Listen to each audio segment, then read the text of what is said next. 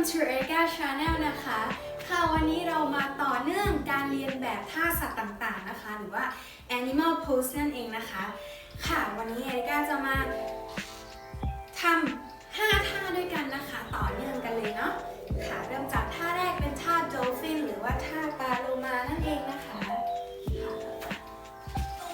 บบนี้แล้วเอาศอกวางไว้ที่พื้นนะคะเราก็แค่ขาเล็กน้อยนะคะก็ยืดตัวเลยหายใจเข้าออกเข้าออกเข้าออกต่อไปเป็นท่าโคบรานะคะหรือว่าท่างูเห่านั่นเองนะคะอย่าลืมสังเกตลมหายใจตลอดเวลานะคะหายใจเข้า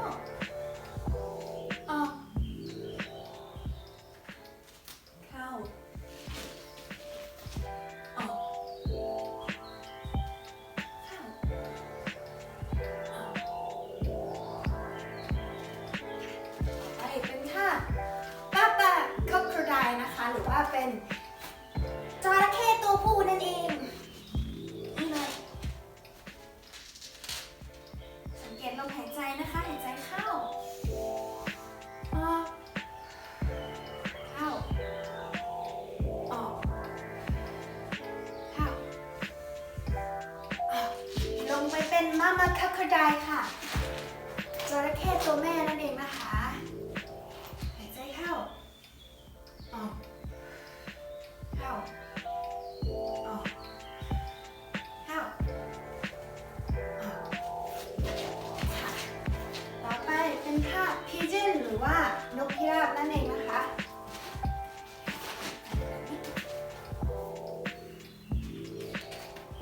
นี่คือท่า Pigeon นะคะ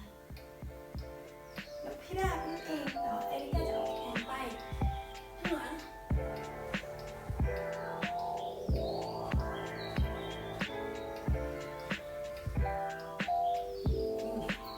โอเคค่ะก็